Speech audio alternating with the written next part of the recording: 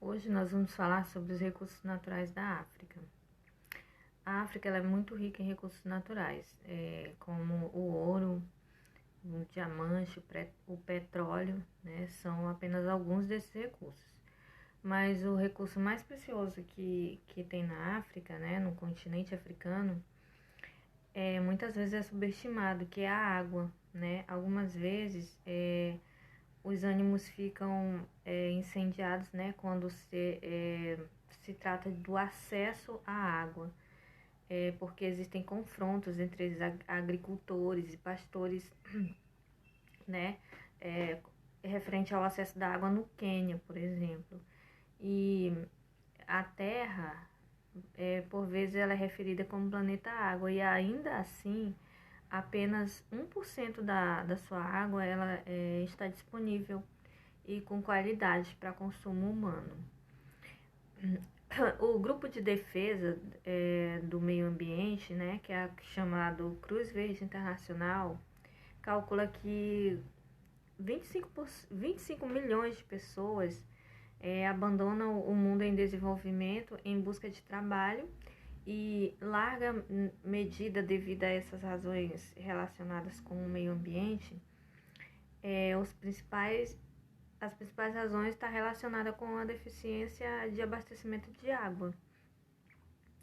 Alexander Lee Coutal, da Cruz Verde Internacional, ele afirma que os africanos sentem as consequências da falta de água mais do que qualquer outro habitante do planeta. Alexander diz que perdemos milhares de vidas por segundo, né, devido à falta de água, e principalmente no mundo em desenvolvimento, sobretudo na África. Se não for resolvido isso, o mundo terá que enfrentar não só a perda de vidas, mas também irá exceder a perda de vidas em qualquer, né, perde mais vidas do que qualquer guerra da história da humanidade, porque mesmo que esteja gente morrendo devido à falta de água, né, e a doenças relacionadas a essa falta de água, nós iremos perder mais vidas do que a Segunda Guerra Mundial. E o programa Água pela Paz da Cruz Verde, ela se destina a ajudar a evitar conflitos sobre os recursos hídricos e promover diálogos, né, acerca da responsabilidade coletiva pelos recursos hídricos entre as comunidades locais. O programa ele centraliza em 6 bacias hidrográficas internacionais, incluindo 2 na África, né, que uma na África Austral e outra em Okavango, e a do Volta e na África Ocidental, que é na África Ocidental. Só a Baía de Okavango serve 25 países. Mark Wheeler, o autor do livro Água, adverte sobre a possibilidade de conflitos potenciais em muitas regiões do globo devido ao acesso à água, e cita a propósito as tensões entre a Namíbia e Botsuana, que são países que dependem do rio Okavango. E, por outro lado, centenas de pessoas foram mortas em 1989 numa disputa entre a Mauritânia e o Senegal, né, que é relativamente ao acesso de água do rio Senegal, que forma uma fronteira natural entre os dois países. E perto da metade da força laboral da Mauritânia, ela está empregada na agricultura, muito embora menos de 1% do país tenha terra arável. E na África Oriental, a Etiópia ela anunciou que quer construir grandes barragens na parte do Nilo Azul, né, onde ela vai travar um conflito, né, pela água com o Egito. E o governo do Cairo ele já advertiu que essa possibilidade, que haveria uma possibilidade de conflito, né? E a superpopulação e a desertificação são consideradas as duas principais razões para a crescente competição pelo acesso da água, seguido pelo ineficaz uso de recursos hídricos práticas agrícolas deficientes e a deteriorização de infraestruturas.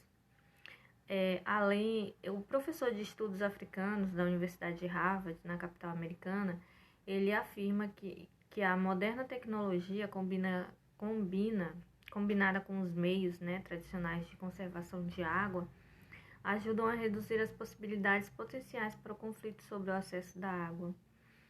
E chamam a colheita de água e envolvem conservar, que eles conservam a água da chuva para um uso de para não abusar da tecnologia em termos de árvores e outras plantas que conservem energia. Que são algumas das coisas que têm sido tradicionalmente usadas, mas foram abandonadas devido à necessidade de zonas urbanas ou industriais ou para a construção de grandes barragens. A maior parte dos governos africanos, eles têm reagido, né, pela falta de água, pela crise, né, a falta de água. E o continente africano, ele é abundante em recursos naturais e ele se apresenta como uma da última e mais potencial fronteira de recursos naturais do planeta. Nós vamos ver 3 tipos de abordagens, né, que são as perspectivas de exploração desses recursos, os principais atores envolvidos e as implicações econômicas e políticas. A exploração dos recursos africanos faz parte de um processo desencadeado após as invasões estrangeiras ao continente desde os fins do século XV e início do século XVI. Atualmente, a renovação das invasões por meio haviam, né, sido denunciadas invasões sob o nome de neocolonialismo, que demonstrava a corrida dos recursos africanos, né, devido à crescente demanda internacional de matérias-primas, e os principais atores econômicos desse cenário são os europeus, né, dos países centrais, e os países em desenvolvimento que aproveitavam-se, né, do apaziguamento de conflitos entre alguns países, tendo como consequência a diminuição dos riscos econômicos de multinacionais que passaram a atuar nas nações africanas. Alguns países do continente, devido aos seus recursos na área de energética e também mineral, acabaram se tornando alvo dos países centrais e emergentes. No caso dos países emergentes, quem mais está na exploração de recursos africanos é a China e a Índia, principalmente por causa do crescimento de suas indústrias. Essas nações, elas necessitam do aumento de recursos naturais como o carvão, né, que é abundante na China, o petróleo, que também é raro na China e na Índia, e o minério de ferro, né, que é para as indústrias de base. A Europa velha exploradora se mantém historicamente hegemônica na exploração de ouro, prata, e enquanto que os países da periferia do sistema internacional, como a China, a Índia e Brasil também, são ávidos por recursos que querem a sua parte. E assim eles fazem através de empresas transnacionais, né, olhando para a África. No que tange a sua divisão regional, essa exploração está dividida de uma forma razoavelmente equilibrada entre a África Ocidental, a África Austral e o leste africano, né, respectivamente em países como a Libéria, a Costa do Marfim, Nigéria, Angola, Botsuana, África do Sul, Moçambique e Sudão. Lembrando que o continente africano, em geral, ele é explorado, mas esses países citados, eles são os que mais ilustram a avidez da demanda internacional, né, por recursos. A Nigéria é um país que tem a maior reserva de petróleo do continente, e que é localizado, né, no rio Níger. E o petróleo nigeriano, ele é explorado pelas 7 irmãs, que são as gigantes do petróleo mundial, acumulando e concentrando a riqueza entre a elite de Abuja, que é a capital nigeriana, e os acionistas das transnacionais petrolíferas. Angola, localizada na África Austral, também é um país rico em petróleo. Lá foi possível aumentar a prospecção por causa do fim da Guerra Civil, que se desenvolveu desde a independência de Portugal até os anos 2000.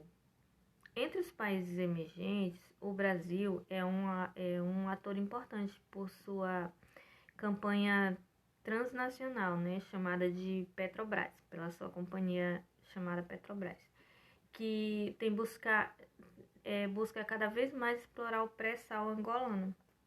Devido a esse movimento, Luanda, a capital de Angola, se tornou a mais cara para se viver no mundo. No entanto, as rendas auferidas pelos altos funcionários e estrangeiros da localidade são revestidas para o exterior, devido ao alto grau de incorporação de produtos estrangeiros, deixando muitas vezes a balança comercial angolana deficitária. O Sudão, o qual nós apenas ouvimos falar, né, sobre a pobreza e a miséria, é também um dos maiores produtores de petróleo da África. Porém, mais uma vez, empresas estatais estrangeiras, né, que são chamadas de transnacionais, são as principais responsáveis pela exploração desse combustível fóssil, que não é renovável, né, que se injeta gases de efeito estufa na atmosfera terrestre.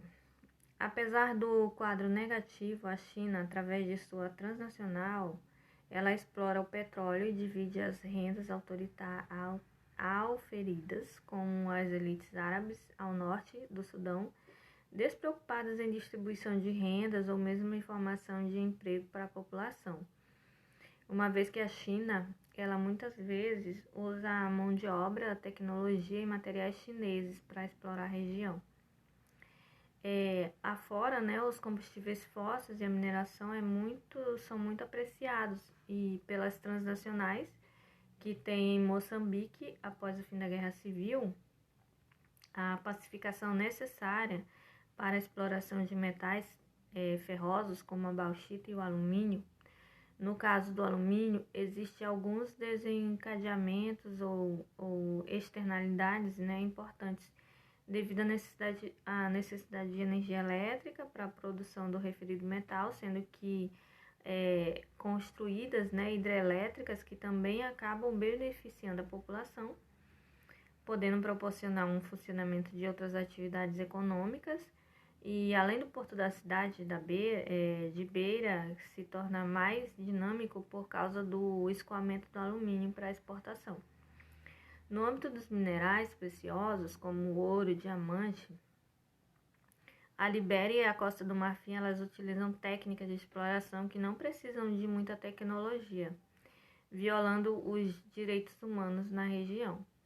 No entanto, no caso da África do Sul e Botsuana, que são localizados na África Austral, a empresa belga de De Beers utiliza técnicas modernas e alta tecnologia para a extração de gemas, né, em locais profundos, sendo, portanto, explorado por empresas de grande porte. Portanto, ela se refere que todas essas explorações não industrializam e impedem o desenvolvimento africano, sendo a abundância de recursos naturais uma verdadeira maldição para a África.